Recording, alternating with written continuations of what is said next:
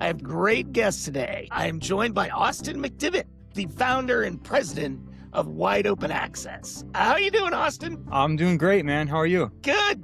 I'm delighted you could join me today. I thought we'd start. Why don't you tell me a little bit about how you became mighty? Okay. Yeah, so I had my accident in January of 2019. It was a snowboarding accident at a local ski resort here in the Central Valley of California Okay. called China Peak outside of Fresno. I grew up going there my whole life, and it was just one of those days where it was after a storm. And long story short, I ended up dropping off about a 15-foot cliff, Oh, landing on my butt, and I got a burst compression fracture in wow. my T12 vertebrae. Okay. And how was the rehab process? It was shocking at first, because I think you're just in survival mode initially and you have all this stuff going on, and they're like, you're going to learn how to use this wheelchair, and you're also going to learn how to, go to the bathroom again and how to dress yourself and, all these things. And so you're kind of just like thrown into it, and you're just like, what's the next thing that you got to learn? And I went up to Santa Clara up there at the rehab clinic. I got Okay. transferred up there after my surgery, after I spent about a week in the ICU. So Yeah. they were great, dude. They were awesome, and they don't give you any excuses. They're kind of just like, we're gonna get you after it, and you're gonna swim, you're gonna ride bikes, you're gonna do whatever Yeah. you want to do. And I think you kind of need that initially. Sure. Even if you don't want that, it kind of helps you not wallow in what just happened and get into a bad mindset. So I was fortunate enough to have my family and close friends stick by me pretty much the whole way through. I had That's great. my parents were at rehab with me, taking turns. Even my grandparents came up. Oh, wow. I had some friends that came up and visited me, and I was fortunate enough. I know that's not always the case after an injury, but I was fortunate enough to have a good core crew of friends that definitely stuck by me. And even when I got home, man, they were like, dude, you're going to come out with us, and, we're going to go do whatever. And so they kind of drug me along, even if I didn't want to. And I think that was, again, important, especially when you come home. Absolutely. Now, obviously, it's a very traumatic experience. And, I'm hoping my podcast will reach other people like you. So I want to see what you would give as advice to somebody that's going through that process as well.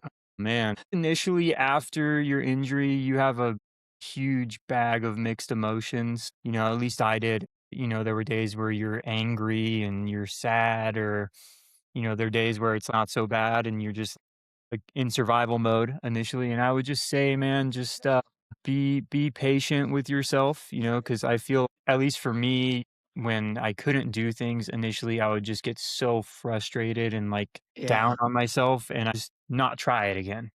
sure. And it took me a while to get out of that mindset of, if you want to figure this out, man, there's a way to figure it out. And so I would just say, be patient with yourself. You're not gonna be able to do everything off the get go. And I would also say, man, it's okay to like grieve in that time, Sure. as strange as that sounds. Because it is kind of a grieving process. Your life's different now. Yep. So take that time and realize that that's okay. And I think especially for like young men, or Yep. I think that's something that's hard for them to maybe grasp, and especially when you're a independent, young 20-year-old. Yeah.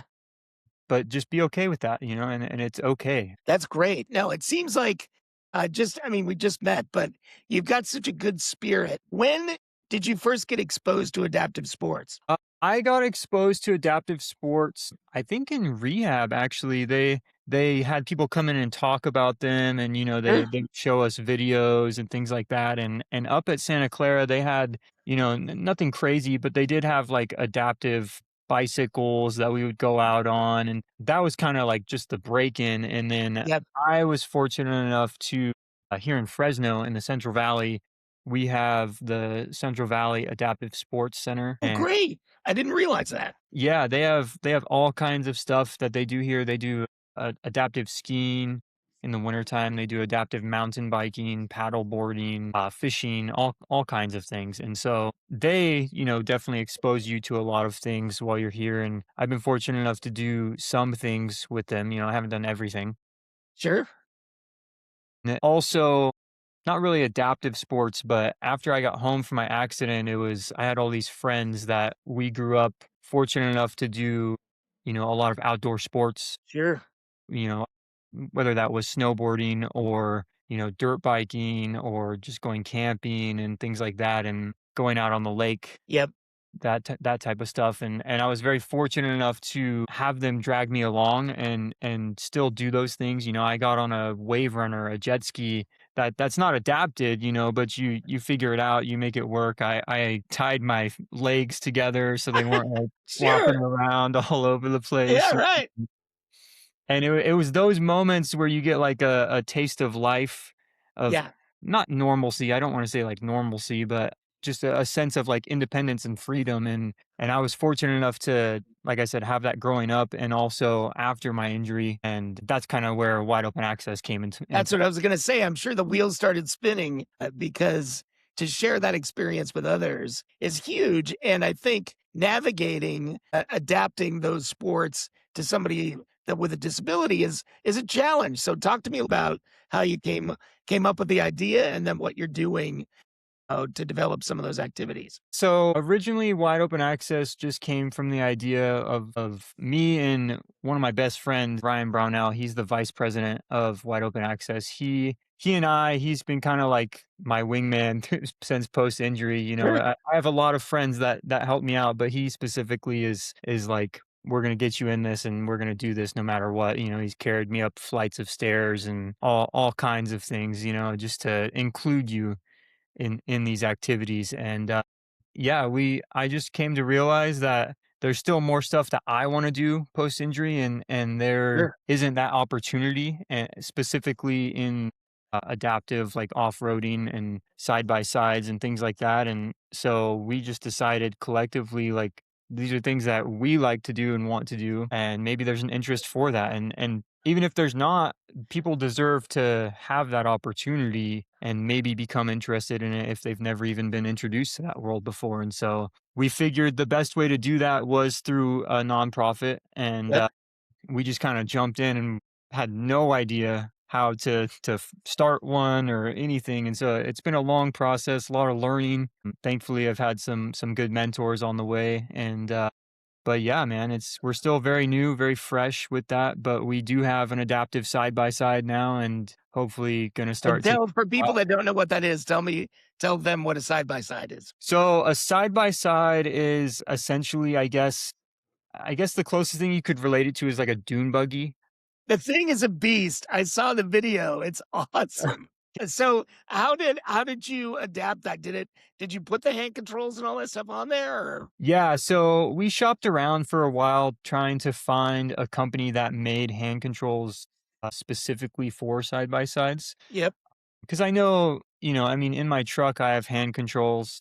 Sure. And they're kind of a universal item. They just adapt to certain vehicles, and we knew that that was an option, but we wanted to try and find something that's more robust and could handle those environments. And we actually found a company called Sure Grip. Okay. They make hand controls, and they make hand controls specifically for side by sides and golf carts. Nice. And so we basically went through a vendor and we were able to purchase them direct. And so we purchased them and ended up installing them and things like that. And so that's really the main thing that we have done to adapt it. We've done little tiny things here and there, certain straps or grab handles to make it Yep. easy to get in. But the hand controls is obviously like you need that to drive. So That's right.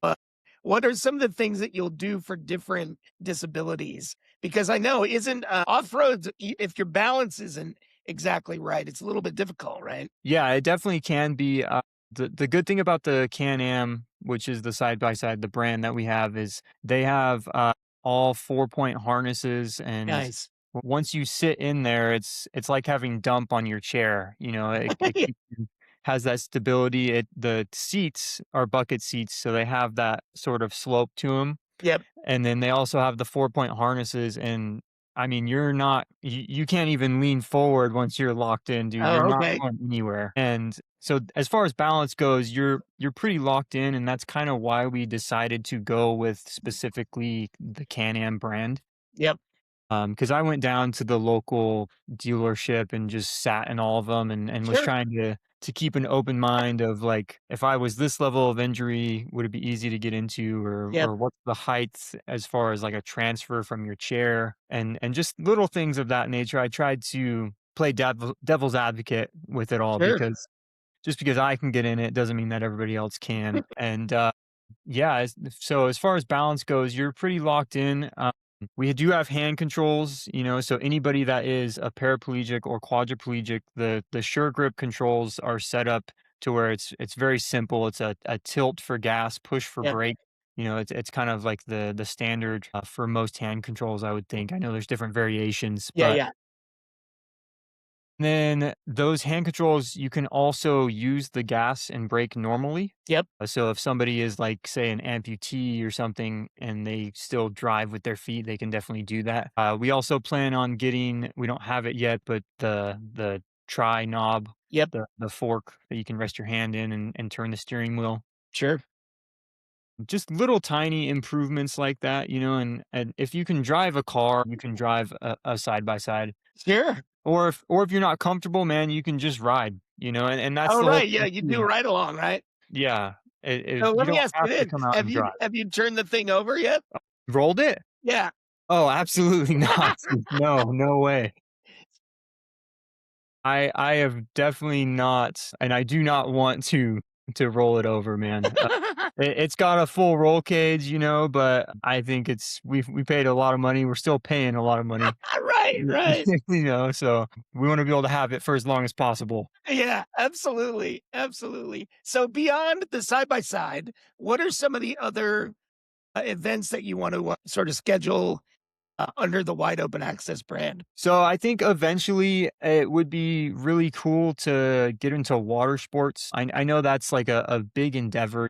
There's something very, very healing about being out there on the water. I grew up going on the lake. I grew up wakeboarding and surfing and things like that. And Sure. there's really not that in the Central Valley a whole lot as far as water sports, but being out there, being on the water, I think would be awesome. I think doing adaptive, like, trips, Yep. as far as, like, you go to the desert and you go ride the side by side and you spend, 3, 4 days out there in a full camp that's all adaptive for you, and just basically has no worries. The whole concept behind Wide Open is we really just want you to come and experience this and not be stressed about having to get around or having to Yeah, go to the bathroom, or, all the things that you have to deal with having a disability. We just want to have those bases covered and just come and enjoy this experience. can you talk about what it means to volunteer with your group as well?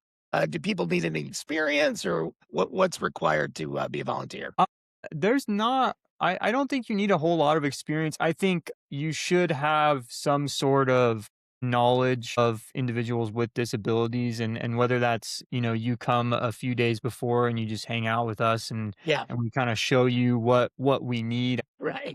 I think a lot of that could be done just by individuals within the disability community, Yep. whether that's us or, people like SCI Fit Fresno, the physical therapy office here in town locally. They do a great job of, pushing you and putting you in certain situations and Yep. doing it in a safe environment. So having them show individuals how to properly lift somebody if they can't lift Yep. into the side by side, how to, make sure that they're not sitting on anything that's going to give them a pressure sore, or, all the things that we have to think about, Sure. with a disability. It's a lot of it is Sure. common sense. And I feel like the individuals that are going out and doing these things, they will tell you if you're doing something wrong, or, Yep. we want it to be that type of environment to where it's like the individuals that are coming to have these experiences are comfortable to say what they need or don't need. Absolutely. I've done tons of adaptive sports. They're always amazing volunteers with the right spirit that just want to help. Yeah. So, I think you're going to have a good crew of people out there. So, there are a couple of things I wanted to ask you. just as a disabled person. Yeah, yeah. One of which is, since you've been in a chair, what is the strangest thing someone in public has asked you randomly? Not in public, but initially after I came home from rehab, I had been home for a couple of weeks and I have younger siblings. Sure. I have a younger brother and a younger sister, and we're all very close. And this was 7 years ago was when I came home Yep. from my rehab, and one of my younger brother's friends was over just hanging out, and we were eating dinner one time, and he asked just out of nowhere. It was just spur of the moment. He said, "Because you don't walk now, do you never have to buy shoes again, or do your shoes never get dirty?" And it's a valid point. I mean, Yeah, it's a great but point. It's a great point. we all started laughing, man, because it's just an innocent kid, It's he's just an like, innocent, great question. I usually close these episodes is if I were to clone you and there were two Austin McDivitts sitting in front of me, what question would I ask to reveal the real Austin McDivitt? "Oh, that's a good question. Because does the clone have all of my memories?" I guess. No, the clone is just looks like you, might be able to answer a few basic questions, but it Okay. would have to be something that only you would know. Hmm. I would ask, what's your favorite, Christopher Nolan movie? Nice. That's a Okay, good so what one. is it? Might be a hot take, but I think my favorite Christopher Nolan movie, it's either Interstellar or Tenet. It's a Nice. tie, man. Yeah, all right, deep cut. I like it. Yeah. I like it. Well, listen, Austin, you are an incredible guy.